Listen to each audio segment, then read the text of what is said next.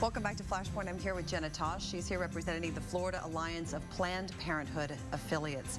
So Jenna, a lot of people do not believe that the federal government should fund Planned Parenthood, given the fact that Planned Parenthood does provide abortions.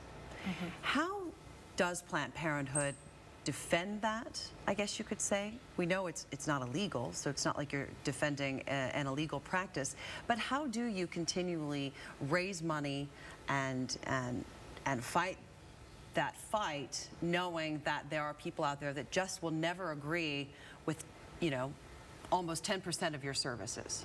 Well, let me first say that no taxpayer funding is spent on abortion, period.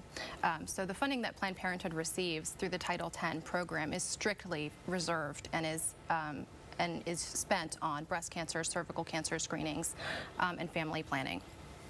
So no taxpayer funding supports abortion at all. But I think when you have a conversation about this complex topic, it's really important to sort of recognize that how most people feel about this issue is really not black and white.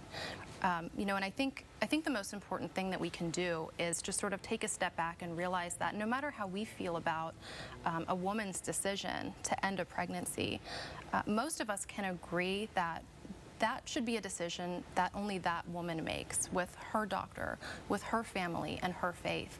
And so when we look at all these attacks on women's health, and we see all of these politicians trying to insert government into a woman's personal decision.